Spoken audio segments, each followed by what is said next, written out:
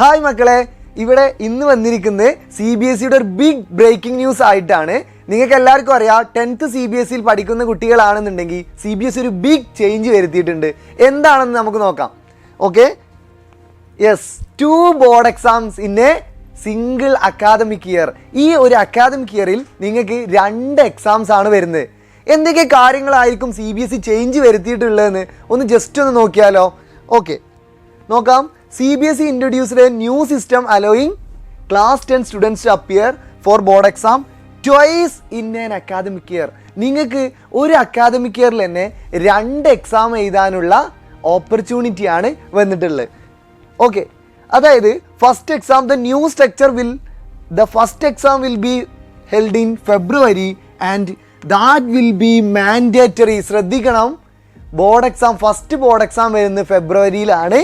അത് മാൻഡേറ്ററി ആണ്, മസ്റ്റായിട്ട് അറ്റൻഡ് ചെയ്തിരിക്കണം. അങ്ങനെ മസ്റ്റായിട്ട് അറ്റൻഡ് ചെയ്തിരിക്കുന്ന കുട്ടികൾക്ക് പിന്നീടൊരു ഓപ്പർച്യൂണിറ്റി ഉണ്ട്. The second exam in May will be optional and that students who wish to improve their performance. നിങ്ങൾക്ക് എന്ത് ചെയ്യുക, രണ്ടാമത്തെ എക്സാമിൽ അത് ഓപ്ഷണലാണ്. നിങ്ങളെ സ്കോർ വേണമെങ്കിൽ ഇംപ്രൂവ് ചെയ്യാൻ വേണ്ടിയിട്ട് ഓപ്ഷണലായിട്ട് അറ്റൻഡ് ചെയ്യാനുള്ള ഒരു പുതിയൊരു ഓപ്പർച്യൂണിറ്റിയുമായിട്ടാണ് CBSE വന്നിട്ടുള്ളത്. Okay, this change is in the line with the national education policy NEP base ചെയ്തിട്ടുള്ള ചേഞ്ചാണ്. എന്തിനായിരിക്കും CBSE സ്റ്റുഡൻസിന് ഈ ഒരു ചേഞ്ച് വന്നിട്ടുണ്ടാവുക?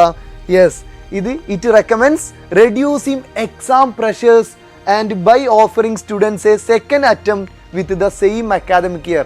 നിങ്ങൾക്ക് ഇനി മുതൽ നിങ്ങൾ അക്കാദമിക് ഇയറിൽ എല്ലാ സബ്ജക്റ്റും വളരെ കൂളായിട്ട് പഠിച്ചിട്ട് പ്രഷറൊന്നുമില്ലാതെ എക്സാം അറ്റൻഡ് ചെയ്യാൻ വേണ്ടിയിട്ടാണ് നാഷണൽ എഡ്യൂക്കേഷൻ പോളിസി ഇങ്ങനെ ഒരു സിസ്റ്റവുമായിട്ട് നിങ്ങളെ മുമ്പിൽ ഇൻട്രൊഡ്യൂസ് ചെയ്തിട്ടുള്ളത്. അപ്പോൾ ഇനിയുള്ള സമയങ്ങളിൽ നിങ്ങൾക്ക് എന്ത് ചെയ്യേണ്ട, എക്സാം പ്രഷർ ഇല്ലാതെ തന്നെ നന്നായിട്ട് ഉഷാറായിട്ട് എല്ലാവർക്കും പഠിക്കാൻ പറ്റും. Okay, the result for the 2 phases will be announced.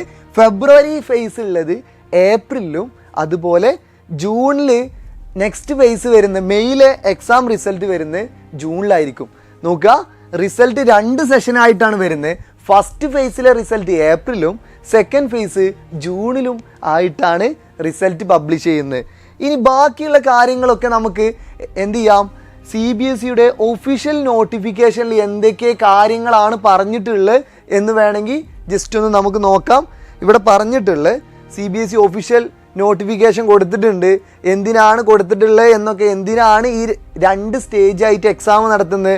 First സ്റ്റേജായിട്ട് മെയിനായിട്ട് കാര്യം പറയുന്നത് that reduce pressure and coaching culture, some possibilities include. നമ്മുടെ എക്സാമിന് പഠിക്കുന്നതിൻ്റെ പ്രഷർ കുറയ്ക്കാൻ വേണ്ടിയിട്ടാണ് CBSE മെയിനായിട്ട് ഈ ഒരു സിസ്റ്റം ഇൻട്രൊഡ്യൂസ് ചെയ്തിട്ടുള്ളത്. എന്തൊക്കെ കാര്യങ്ങളാണ് ജനറലായിട്ട് നമുക്ക് നോക്കേണ്ടത് എന്നുള്ളത് ജസ്റ്റ് ഒന്ന് നോക്കാം. Okay, general conditions.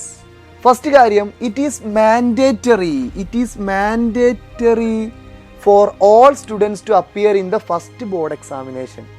എല്ലാ കുട്ടികളും ഫസ്റ്റ് ബോർഡ് എക്സാമിനേഷൻ നിർബന്ധമായിട്ടും മസ്റ്റായിട്ടും എന്ത് ചെയ്യണം, അറ്റൻഡ് ചെയ്തിരിക്കണം. അങ്ങനെയെങ്കിൽ മാത്രമാണ് നെക്സ്റ്റ് എക്സാം അവർക്ക് എന്ത് ചെയ്യാൻ പറ്റുള്ളൂ, അറ്റൻഡ് ചെയ്യാൻ വേണ്ടിയിട്ട് പറ്റുള്ളൂ. All passed and eligible students will be allowed to improve their performance in many of 3 subjects. ശ്രദ്ധിക്കുക, ഇതിൽ നിങ്ങൾക്ക് എല്ലാ സബ്ജക്റ്റും എന്ത് ചെയ്യാൻ പറ്റില്ല, ഇംപ്രൂവ് ചെയ്യാൻ പറ്റില്ല. only 3. ഏതൊക്കെ? Science, maths, social science, language. Out of these സബ്ജക്റ്റിൽ only 3 സബ്ജക്റ്റിന് മാത്രമേ നിങ്ങൾക്ക് എന്ത് ചെയ്യാൻ പറ്റുള്ളൂ, ഇംപ്രൂവ്മെൻറ്റ് ചെയ്യാൻ പറ്റുള്ളൂ. വേറൊരു കാര്യം ശ്രദ്ധിക്കേണ്ടത്, ഏറ്റവും ഇമ്പോർട്ടൻ്റ് ആണ്, if a student has not appeared in 3 or more subject in first examination, then she or he will not be allowed to appear in second examination. നിങ്ങൾ ഫസ്റ്റ് എക്സാമിനേഷനിൽ 3 അതിൽ കൂടുതലോ സബ്ജക്റ്റ് അറ്റൻഡ് ചെയ്തിട്ടില്ല എങ്കിൽ സെക്കൻഡ് എക്സാമിനേഷനിൽ നിങ്ങൾക്ക് ഒരിക്കലും second examination appear ചെയ്യാൻ പറ്റില്ല. ഈ ഒരു കാര്യം എന്തായാലും എല്ലാവരും ശ്രദ്ധിച്ചു വെക്കുക. ഓക്കെ, നെക്സ്റ്റ് പറയുന്നത്, ഇനി ഇൻ കേസ് സ്പോർട്സ് സ്റ്റുഡൻസിനൊക്കെ ഇൻ കേസ് അറ്റൻഡ് ചെയ്യാൻ പറ്റിയിട്ടില്ല എങ്കിൽ നിങ്ങൾക്ക് എന്ത് ചെയ്യാം, ഫസ്റ്റ് എക്സാം സ്പോർട്സ് സ്റ്റുഡൻസിനോ അല്ലെങ്കിൽ ഏതെങ്കിലും സ്പെഷ്യൽ ഏബിൾ സ്റ്റുഡൻസിനോ ഒക്കെ പറ്റിയിട്ടില്ലെങ്കിൽ നിങ്ങൾക്ക് സെക്കൻഡ് എക്സാമിനേഷൻ അറ്റൻഡ് ചെയ്യാൻ പറ്റും. ഓക്കെ, ഇനി ഇൻറ്റേർണൽ അസസ്മെൻറ്റ് 2 എക്സാമിനേഷൻ ഉണ്ടാകുമ്പോൾ 2 ടൈപ്പ് ഇൻറ്റേർണൽ അസസ്മെൻറ്റ് ഉണ്ടാവുമോ എന്നുള്ളത് ഡൗട്ട് ഉണ്ടാവും കുറേ കുട്ടികൾക്ക്. ഇല്ല, നമുക്ക് ആകെ internal assessment will be conducted only once before the main examination. ഏത് എക്സാമിനാണെങ്കിലും ഇൻറ്റേർണൽ അസസ്മെൻറ്റ് വൺസ്, ആകെ ഒരു അക്കാദമിക് ഇയറിൽ 1 മാത്രമേ നടത്തുന്നുള്ളൂ. ഓക്കെ, ഇതിൽ പറയുന്നുണ്ട് the main first examination will begin from mid February and second examination in the month of May. നമ്മൾ നേരത്തെ പറഞ്ഞതാണ്. The result of first examination in the result of second examination will be declared in the month of June.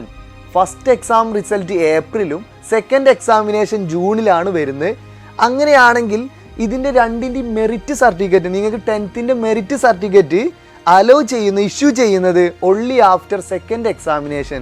ജൂണിൽ നിങ്ങൾക്ക് result വന്നതിന് ശേഷം മാത്രമേ merit certificate issue ചെയ്യുള്ളൂ. ഇനി ശ്രദ്ധിക്കേണ്ടേ, ഇതിൻ്റെ റിസൾട്ട് പബ്ലിഷ് ചെയ്യുന്നതിന് മുമ്പ് കുറേ ഡൗട്ടുകൾ ഉണ്ടാവും. ഫസ്റ്റ് എക്സാം കഴിഞ്ഞതിന് ശേഷം നിങ്ങൾക്ക് +1 അഡ്മിഷൻ എടുക്കാൻ പറ്റുമോ, അതോ 2 എക്സാമിനേഷനും വെയിറ്റ് ചെയ്യണമെന്നുള്ളത്. അതിൻ്റെ ആവശ്യമില്ല.